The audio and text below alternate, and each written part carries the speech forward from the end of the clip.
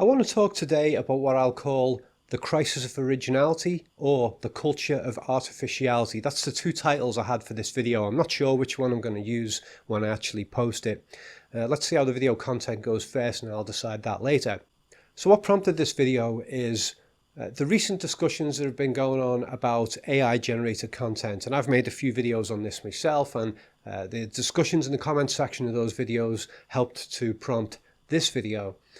So there's a lot of debate about whether these AI generated videos or other types of AI generated content, whether there's any real value to them or whether they are just imitations of human created content.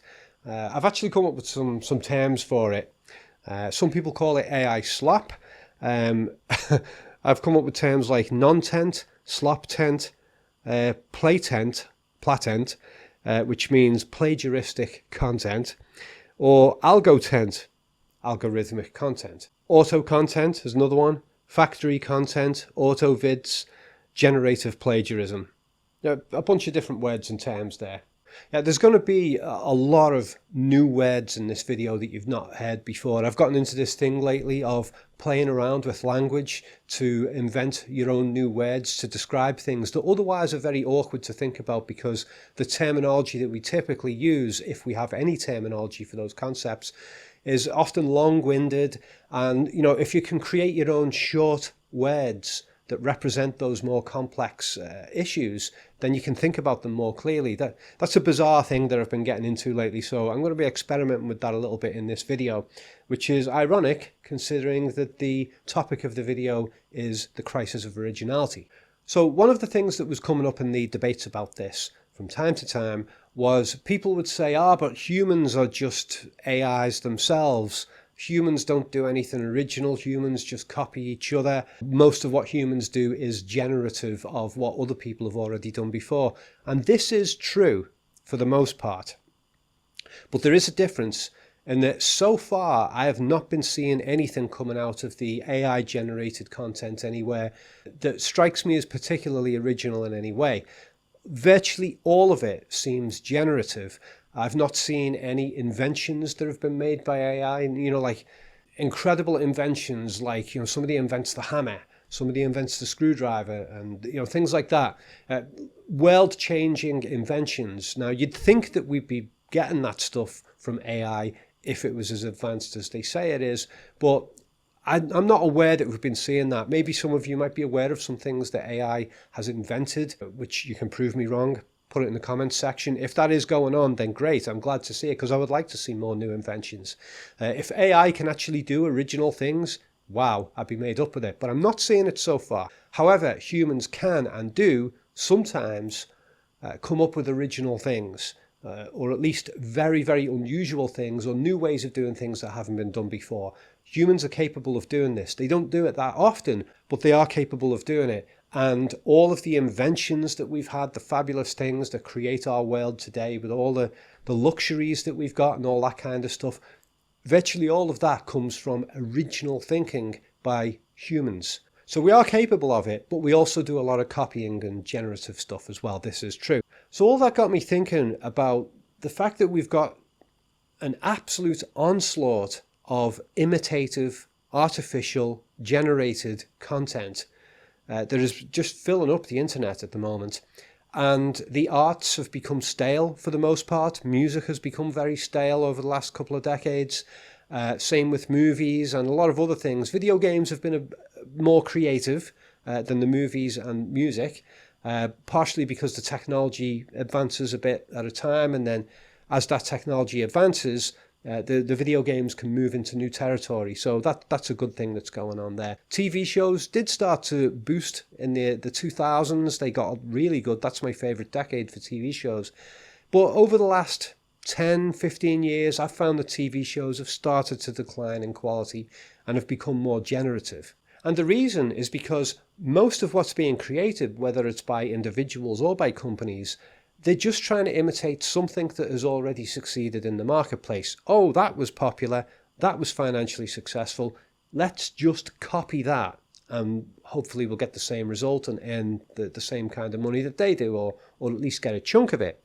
That seems to be the main motivation behind it all. And so artificial intelligence isn't the problem. The problem is people with their tendency to want to imitate far more often than they attempt to do original things. And quite a consistent pattern I've noticed with all this is that something new will come out. Might be a movie, might be a video game, might be a piece of music, could be something else. And it will have one facet of it that is a little bit unusual, maybe even original. But everything else to do with that particular product or creation will just be generic as hell. So let's take, for example, we've got the 2011 prequel movie of The Thing. You know, you had John Carpenter's 1982 horror movie, The Thing, which was fantastic. There was lots of original stuff going on in that. The monster was something that we'd hardly ever seen before. It was different in every scene that we saw it. We had a cast of characters who were trapped in the Antarctic, and we'd hardly ever seen that in movies. It was in the original movie, actually. Ironically, the film was a remake, but it did a lot of original things. It had like an ending that was just left open to interpretation. It didn't tell you what was going on. I'm not saying that ending was 100% original, but it definitely fell way outside at least 99% of other movies that actually give you an ending where it's clear what happened at the end.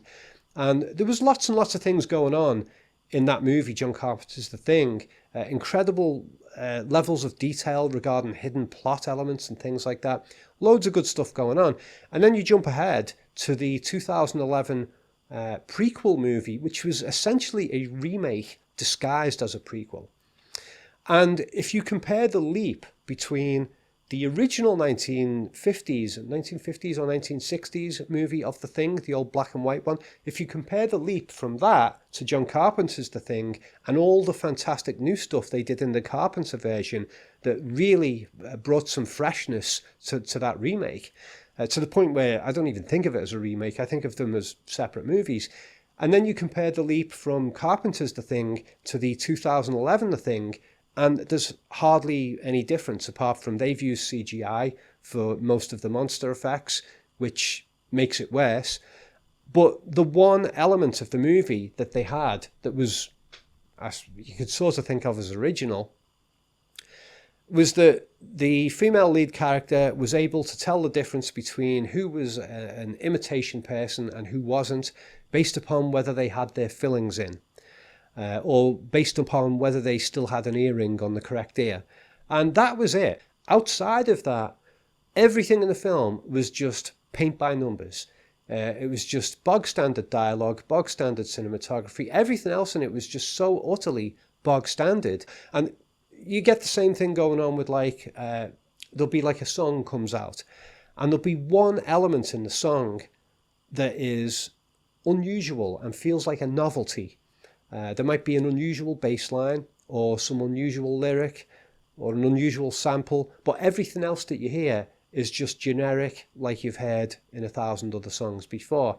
So we get this time and time again. I wrote down a couple of terms for this. Single novelty hooks, so you get a single bit of novelty within the product and everything else is just assembly line, or one trick content. Yeah, it's only got one trick to offer and everything else is just paint by numbers, the usual stuff. So I've been finding this across loads and loads of creative media, and that has always been there. I mean, when I was a kid, there was a lot of movies that were coming out that were generic of other movies. You would see artists who would try and imitate other artists and things like that.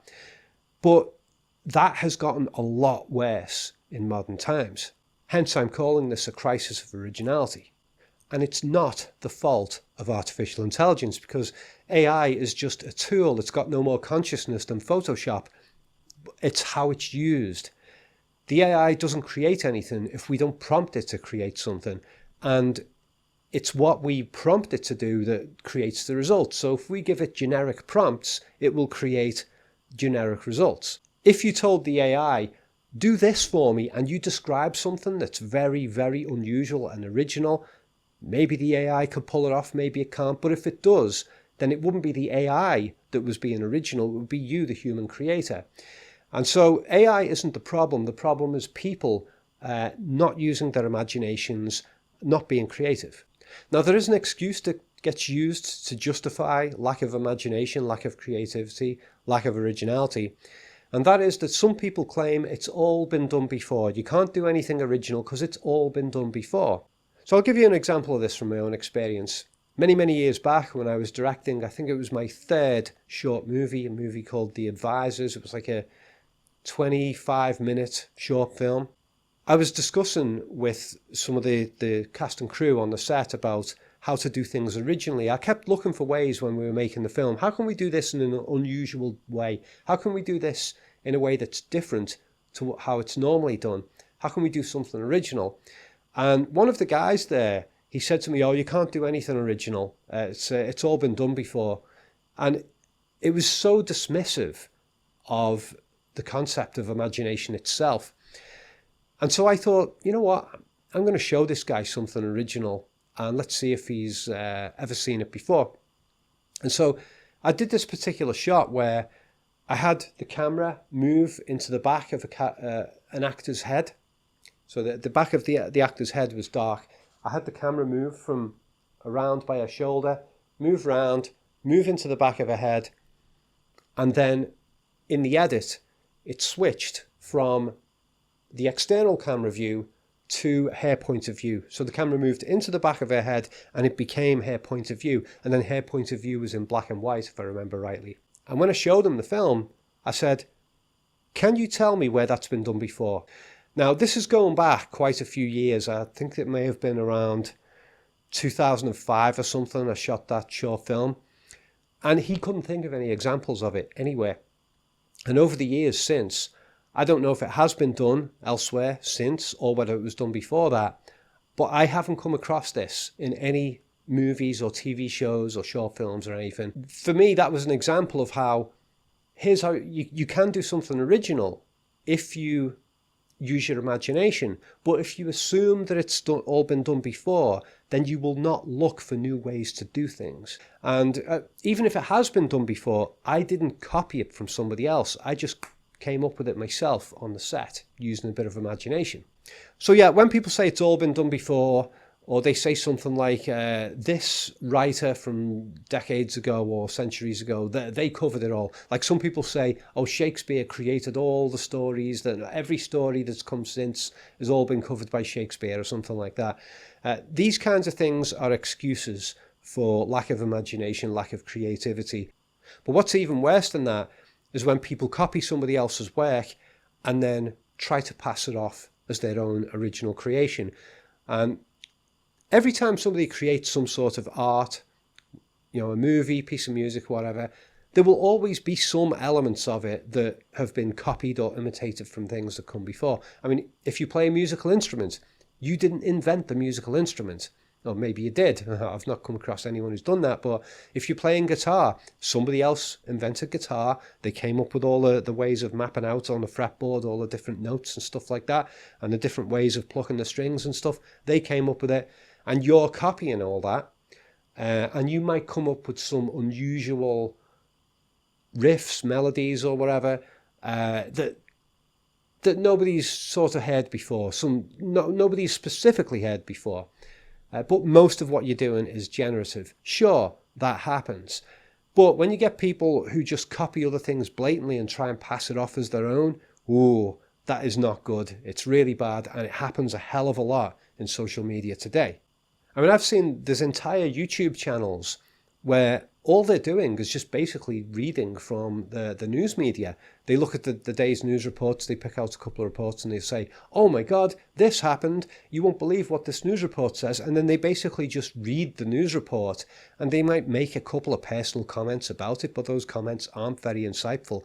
And so they're just jumping on a bandwagon with that particular news report. There's tons of that goes on. But there's another side of this that's quite a bit more sinister. This is more to do with the way our society has been going psychologically for quite a long time now. As far as I can tell, people are afraid to be original. And that's always gone on. When you do stuff that's original, that really comes from yourself and it's not copied from some other person, if what you create gets criticized, then it's like you are being criticized because it really did come from you. People are afraid of that. They don't like it, so they avoid it. And so it's easier to just look elsewhere and say, that's popular, that is approved of. So if I copy that, then I won't meet with harsh criticism because it's already been approved of elsewhere. So I'll do it, and then it's like it's been pre-approved publicly. And this is worse today because there's been a huge psychological attack in various complex ways against original thinking. We get this consistent message going out all the time from the media now, which is only say things that we, the media, and our paymasters have approved of. You're not allowed to say this, you're not allowed to say that. You can say this, it might be wrong, it might be horrible, but because we, the news media, say it's okay, therefore you can say it, and you're not going to get attacked. You're not going to get criticized, you're not going to get ostracized, you're not going to get, what do they call it? Cancelled. Oh my God, I'm going to get cancelled. And so people avoid saying or doing anything that doesn't have a sort of advance seal of approval, and that means they can't be original. But at the same time, people like to be seen as a rebel. People like to be seen as being original and going against the grain, even though they're not doing it. And so what they typically do is they look for a form of rebellion that is already being done by some external subgroup. Like, if you're a teenager, you could say, oh, I'm going to be a punk. I'm going to be a rapper. I'm going to do this. So you get a lot of that with music. There'll be these various musical movements that have an air of rebellion about them. They appear to be rebellious, but it's all very packaged and pre-approved by the companies that sell the records and stuff and make the music videos.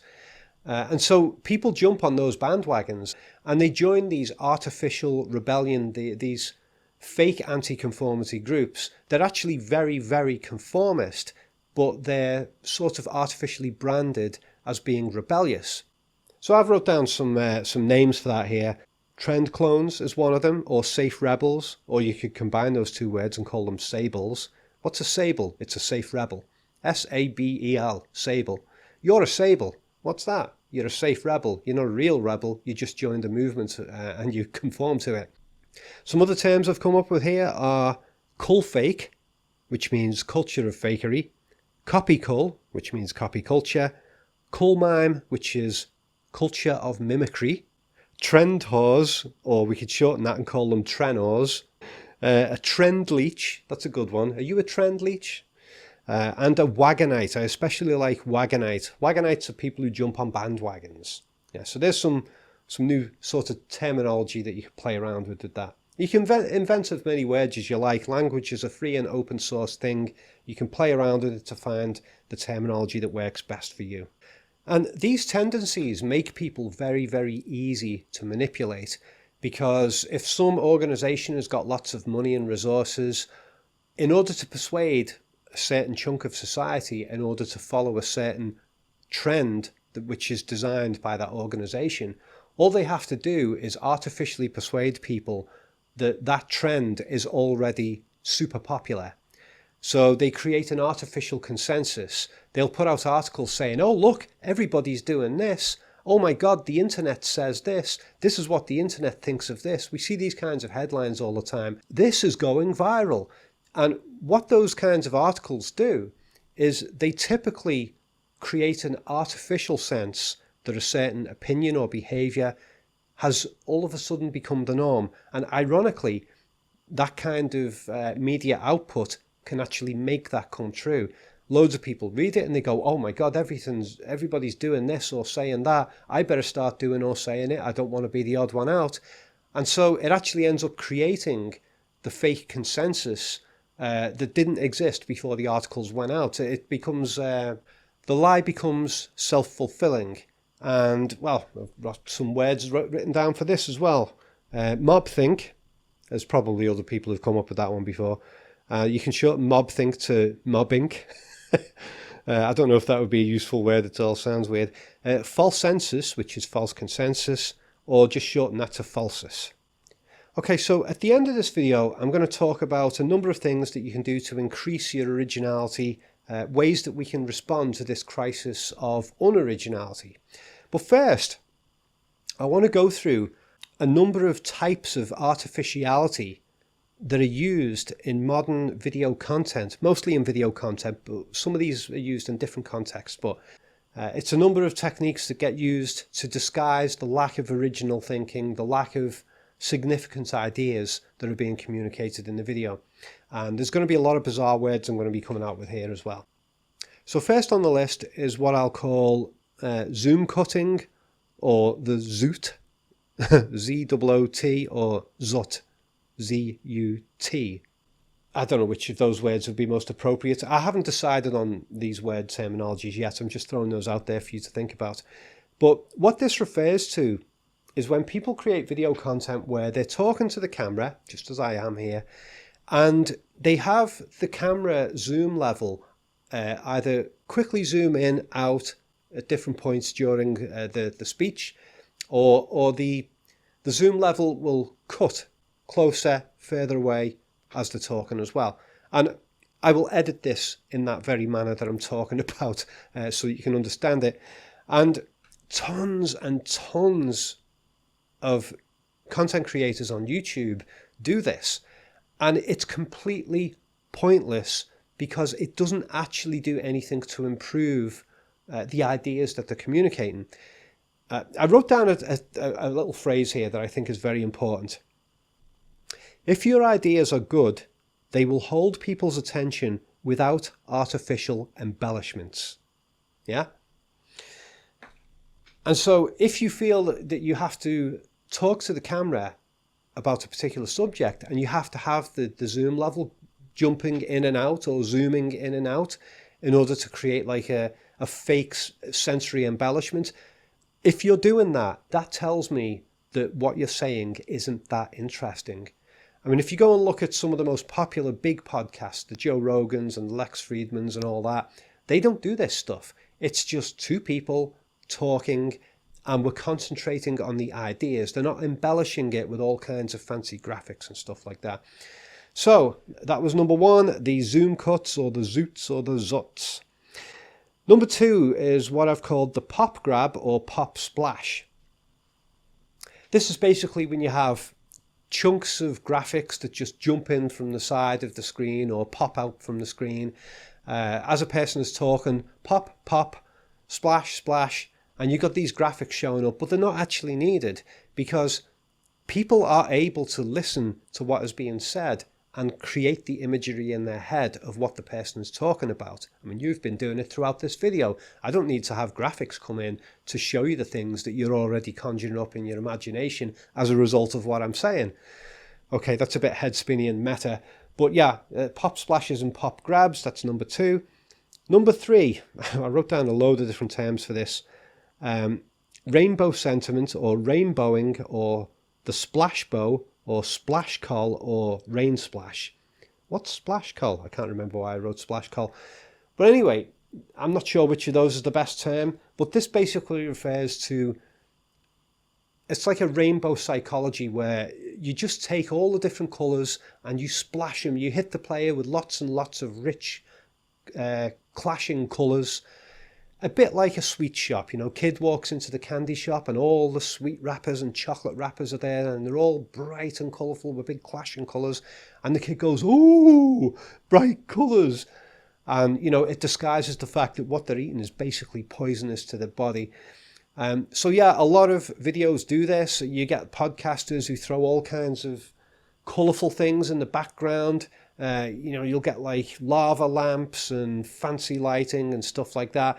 But if you ignore that and actually listen to what they're saying in their videos, it doesn't make any difference. What colours you got going on behind you in your video is largely irrelevant.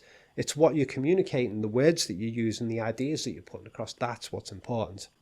The next one is what I've written some words here: hypglosis or hypglow or glowcon. And that refers to when you have things that glow on the screen, you know. Something pops up. These can be combined, by the way. So you might have things that pop up on the screen and they glow. And that's why I called it a glow con there, is because it's a con. It makes you make the thing glow, but there's nothing actual special going on there. You're just making it glow to make it seem like it's special. So that's a glow con. And, you know, it's also like a form of hypnosis, making things glow. Hence I called it hypglosis or hypglow.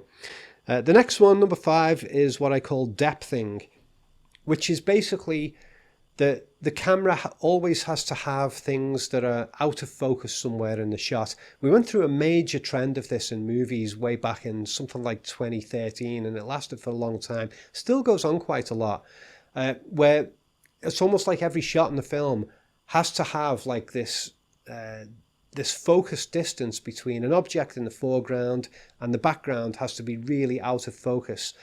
So that it makes the image appear to be more 3D than it actually is.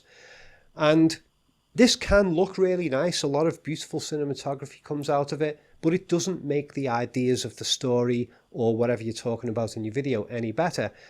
Having increased depth of field between objects when you're talking to the camera, it does not do anything for what you're saying. It's just distractive eye candy.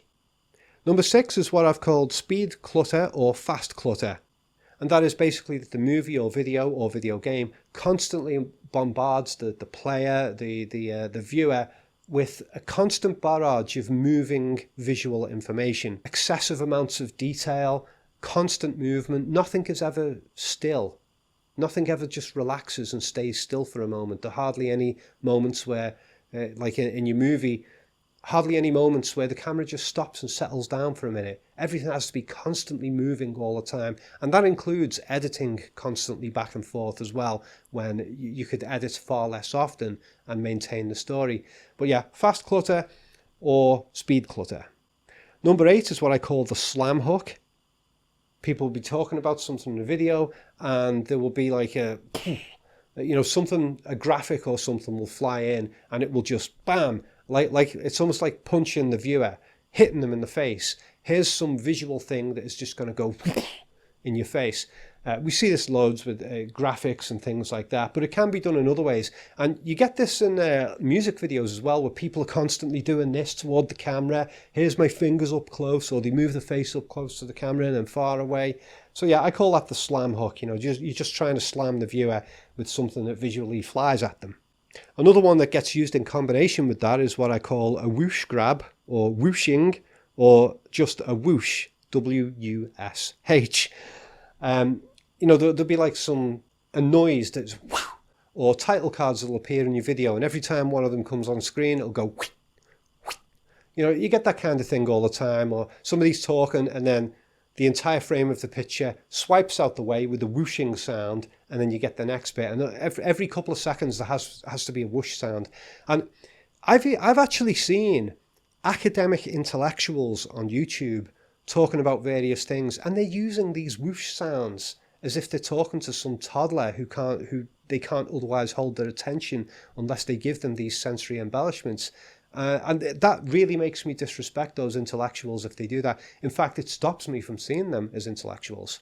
Another one very common is the injection of false musical embellishments. We see this in adverts all the time. Here's the new product. There's a lovely piano in the background, and the product is crap, but the idea is that by placing nice music over it, somehow it's going to make you feel good about the product. This is really, really common. And again, we get this in YouTube videos as well. You get people talking to the camera and they have like some light jazz music or something playing in the background faintly. And I'm like, why are you doing that? Get the jazz music off. I'll decide how I feel about what is being said by this person. I don't need some music to tell me how I should feel about it. Number 11 is what I've called falsitement, which means false excitement, or famotion, which means false emotion. So basically, you got people who talk to the camera about something and they pretend to have emotions that they haven't got. There'll be certain YouTubers, they'll be talking away about some subject and they'll be constantly doing fake laughs and exaggerated expressions to try and artificially make what they're talking about seem more interesting. And this is actually a very common thing. A lot of people are swayed by the intensity of how somebody talks about something. Somebody comes along and says, "Did you know this?" And they go, "Oh my God, this person really means it." And then they really pay attention. So it does work on people. But the intensity of emotion that a person expresses regarding their ideas is not a reflection of how good those ideas are. So that's an important one to remember. Number 12 is what I've called exhibition bait, which is basically, I don't know why, but there's this very common thing in the human condition where humans have this need to exhibit, to say, look, hey, here's me, watch me do this. And, you know, so all the music videos are like this. Everybody's dancing to the camera, talking to the camera. Watch me go, watch me dance, watch me shake my butt, and all that kind of stuff. And we get this in a lot of the YouTube media as well. You get all the drama queen types and all that, and people coming on camera and say, "Oh my God, you won't believe I did this, I said this." And they get really intense about it. And what they've actually done isn't really that interesting, but they're just seeking the attention anyway. So yeah, I called that exhibition bait. The next one I came up with a load of names for, and this is related to exhibition bait. There's a lot of people that are quite obsessed with fame and celebrity status these days. It's like celebrities are the new gods. If you're famous, then you're a god. That seems to be something weird that's going on. I've got this theory that the whole worship of celebrities is related to people's desire for immortality. Religion has kind of died off, and with it, the idea of immortality died off as well for a lot of people. And so instead, they've turned to the idea of being famous as a form of immortality. Because if you're famous, there's all kinds of photos and videos of you that are captured and distributed throughout society. And then when you die, your legacy remains behind. People will watch your movies, see your photographs and stuff like that. So that becomes a form of immortality. So people tend to have a bit of an obsession with that, a preoccupation with celebrity status. A lot of video content capitalizes on that. So there'll be a lot of stuff about, oh, this person became famous and for that reason, and this celebrity said this and said that. So I put some names for it: fame bait, status bait, stat bait, goss bait, so it'd be gossip bait, gosscon, which is a gossip con, buzz fake, or buzzcon. I can't remember exactly why I wrote those last two, but yeah, there's a bunch of words that you could consider for that one. Number 14 is what I've called ego props. You get videos on these topics as well. And I've noticed that some of the really materialistic channels like Mr. Beast do this. I'm giving away this car. Look at this new big whopper house that I'm buying, or I'm going to give this house away. And it all becomes like a materialistic thing, like a game show on TV where, you might win fabulous prizes that otherwise would cost a lot of money and stuff like that. And a lot of that stuff, that kind of materialism, I find it really interesting in that most of those things that people get preoccupied with material-wise, regarding expensive items, expensive houses, expensive clothes and cars and things like that, most of that stuff isn't actually really practical and isn't needed in your life. You don't need to have a mansion with 12 rooms. If you've got a house with 4 bedrooms, that should be more than enough.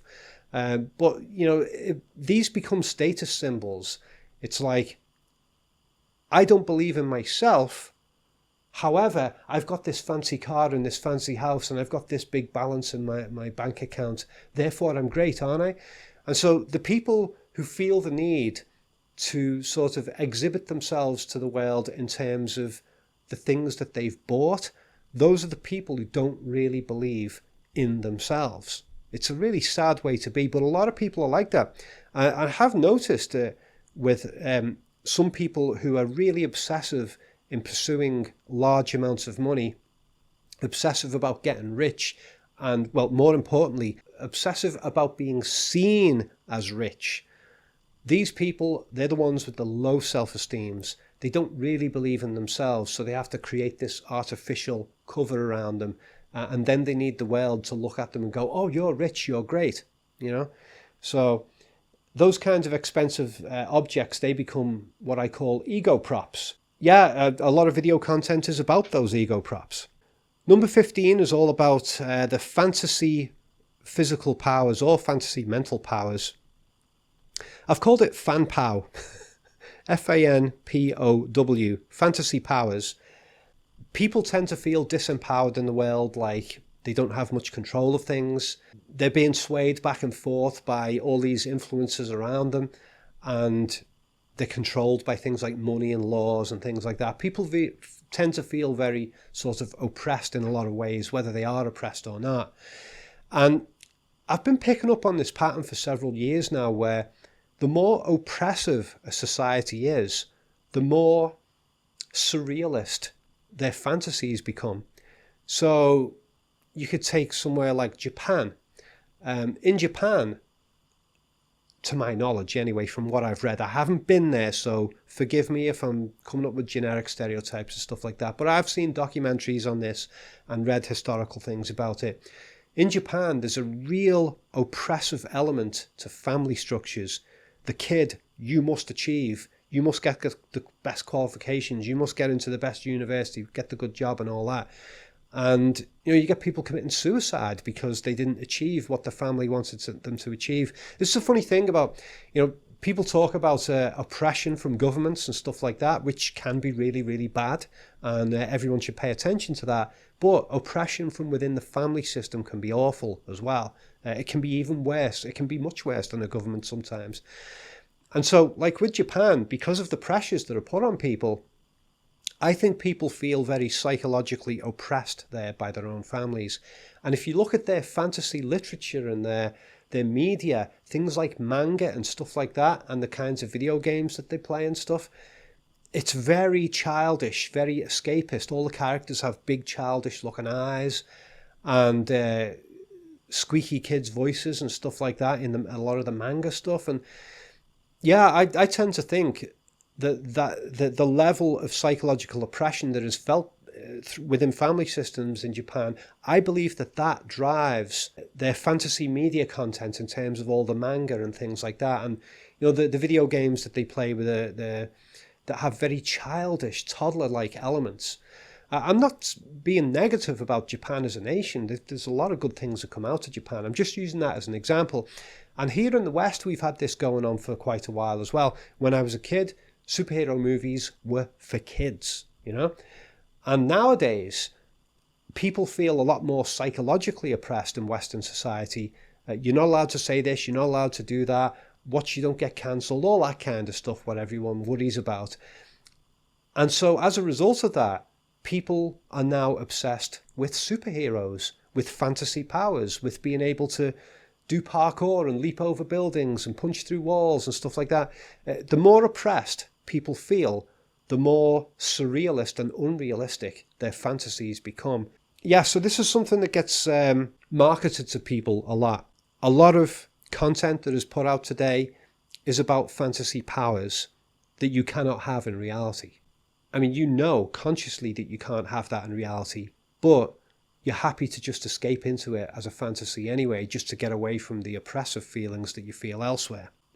Number 16, a number of terms for this one: this fakes, or a this con, or a focus grab, or a focab, which is a focus grab, just a shorter version, or a focus con, or a focon, that's short for focus con. And basically this is just where your attention is grabbed and moved towards something specific, but you don't know what that specific thing is. So you'll get all these video titles that say, "You won't believe this," and the word "this" will be in big titles. Yeah, that's why I called it "this fakes." That's one of the variants on there, on this. But I've also noticed a variation on this that's been going on more recently that's catching on a lot, which is there'll be like headlines in newspapers or in YouTube videos that say, "This person sums this up in 3 words," but you don't know what those 3 words are. So it grabs your attention and you're like, what are those 3 words? I must hear what those 3 words are. So you click on the video and the 3 words weren't even that interesting. If they were interesting, they would have been in the title of the article or video in the first place. The fact that they were hidden in it is because they're not interesting. So-and-so summed up this in 5 words. This person answered this person with 1 word. As soon as you see that, it's garbage, it's fake. Number 17, we've only got a few to go here. This is kind of an opposite of the previous one. I've called these everything fakes, or all fakes, or an all grab, an ever grab, or an evercon.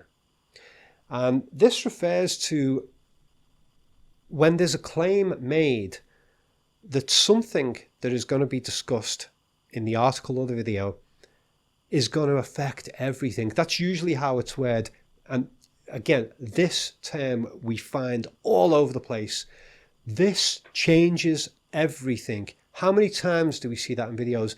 I've lost serious respect for certain content creators on YouTube. Some of them quite very well organized and well-funded content creators who are doing intelligent stuff.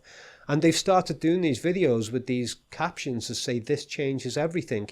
Well, first of all, I don't know what this is. And second of all, no, it doesn't change everything. The earth is still round, the sky is still blue, and so on. That whenever there's a title that says this changes everything, it usually changes nothing.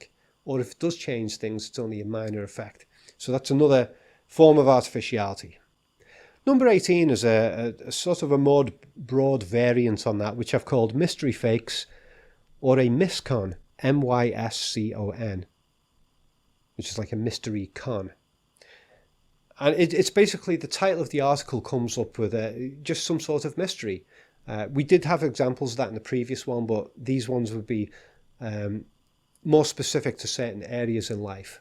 So you get a video or article title that says something like, there's only one way to lose weight. And it creates a mystery because you're like, okay, I want to lose weight. What's the answer? And again, if what is being said really is interesting and groundbreaking and worthy of your attention, then it should be stated in the very title of the piece in the first place. And if it isn't, then it's usually a non-article or a non-video. So yeah, keep a lookout for that. Whenever you come across some title that creates a mystery but doesn't really tell you any of the answer at all, it's usually an artificial piece of content that's not worth looking at. And number 19 is what I've called either lingopy or langopy, which is linguistic copying or language copying. Basically, when people pick up on terminology from others and just repeat it, you know, this stuff with memes, you'll get like some new buzzword that comes around, and you know, some new piece of terminology will come out when people get politically called a snowflake, or they get called the alt-right. You know, these basic terms will come out, and it'll be like a slightly different verbal take on things. Other people will see those articles or videos from the people who first used that term, and they'll go, oh my God, there's a new term. Right, I need to produce an article or video about that. And they will take that term and copy it and use it and put it out there. And so we get loads and loads of content that is like this, where people are just grabbing bits of language that are doing the rounds, that are trending at the moment, and they just jump on that linguistic bandwagon. So yeah, that's another one. So we've got a whole bunch of them there. Plenty to think about. Okay, so what do we do about this? Well, you know, once you've got this awareness of how things are being done in ways that are artificial again and again and again, how do we break out of it? How do we start becoming more original? Well, the first is to, well, what we've already been doing is to recognize the types of imitation that are already going on. If you can actually stop and identify it, and you've got words for the types of imitation, then you can go, okay, right, I've got that boxed off. And then you can avoid that stuff, both as a viewer and in terms of your own content creation. You can say, right, I'm not going to waste my time putting all of these ridiculous sensory embellishments into my content that are not needed. And then, of course, after that, what you want to do is you want to make originality your priority. At least if you can give some sort of unusual take that people won't have heard of before. This helps people, it expands their minds. And that's the kind of content you should be moving towards. It's also less time and resource using as well. You know, you can spend ages editing your video so that it's got all these fancy graphics and stuff flying around, stuff like that. It amazes me how much effort a lot of people put into the editing on YouTube just to make everything look like eye candy. Sometimes they get huge views, but I've seen some channels that put a huge amount of effort into the editing and they get hardly any views, hardly any subscribers at all, because once you look beyond that superficiality, the ideas aren't strong enough on the channel in the first place. But if they took their attention, their efforts away from the embellishments and just concentrated on the ideas, they'd do a lot better. You should also expose yourself to lots and lots of different types of information from various sources across society. An important one is to look at multi-generational information. Something I found incredibly powerful for opening my mind is reading books that were written from before I was even born.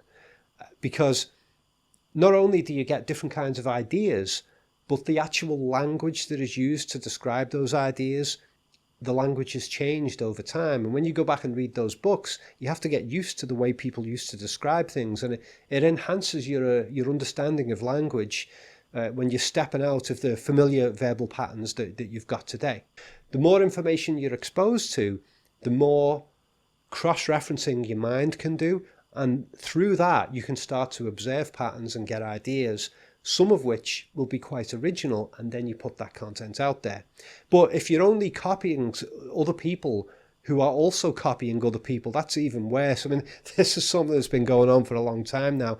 We're getting content creators who've done original stuff.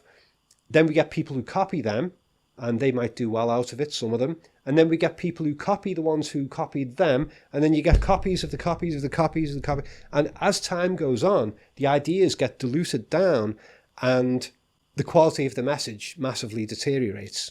Get out of the comfort zone of copying the people whose stuff is trending now or in recent years, and start looking at information from other decades, other parts of the world, other parts of the internet. Start seeking out information outside of whatever is just happens to be currently trending. And the last one, of course, which I've tried to demonstrate a little bit in this video, is learn to describe things in your own words. The language that you speak, most of those words, almost every word that you speak and think with, has been handed to you by other people. Hardly anybody invents new words so that they can describe the world in new ways that nobody else has taught them.